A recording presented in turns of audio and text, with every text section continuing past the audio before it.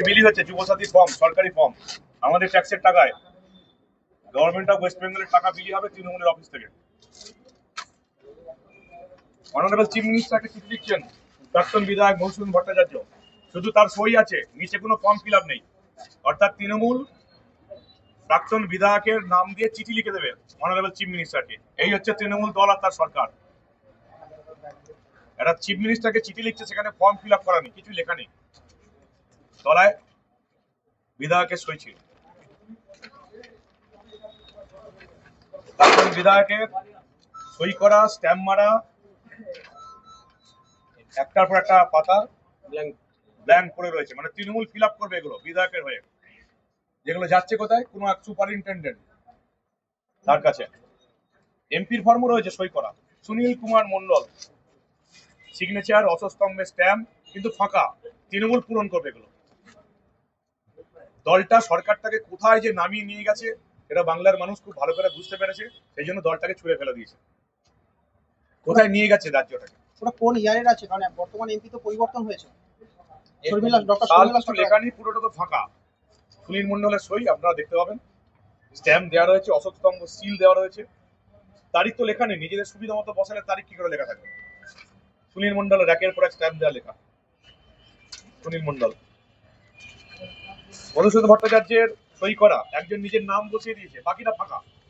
অর্থাৎ এর হয়ে কে প্রস্তাব দেবে কিছু নেই, নামটা নিজে বসিয়ে দিয়ে চলে গেছে, বাকিটা ফাঁকা।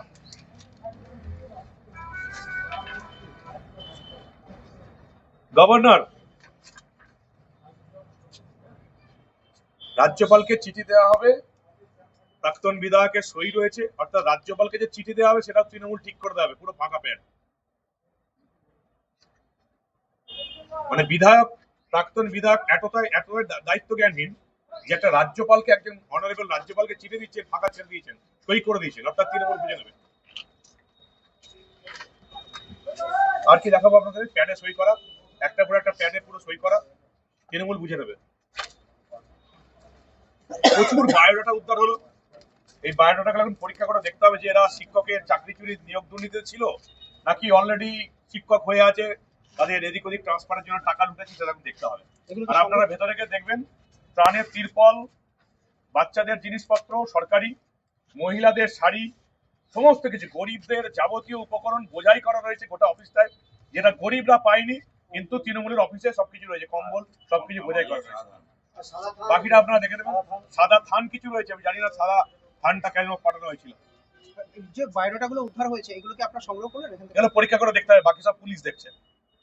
পুলিশ সংগ্রহ করে আমাদের কাছে অভিযোগ এসেছিল, আমাদের লোকের এখানে জড়ো হয়েছিল, আমি পুলিশকে সঙ্গে নিয়ে ঢুকেছি, পুলিশকে সঙ্গে নিয়ে ঢোকা হয়েছে, বাকিটা পুলিশ ব্যবস্থা করছে। আশা করি এই যেগুলো আছে, বিপুল পরিমাণ কম্বল, বাচ্চাদের জামা কাপড়, মহিলাদের শাড়ি, ধুতি বুতি উদ্ধার হয়েছে, এগুলো আশা করছি আমি গ্রামের মানুষকে পৌঁছে দেওয়ার ব্যবস্থা করতে পারবো।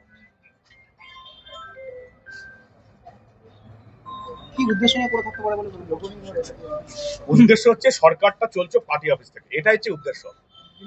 একটা পুরো সরকার কালীঘাট থেকে চলতো, ক্যামাক স্ট্রিট থেকে চলতো, তেমনি এখানকার যে সরকারটা, এখানকার যে প্রশাসন, সেটা তৃণমূলের অফিস থেকে চলতো, এটাই তো উদ্দেশ্য। আবার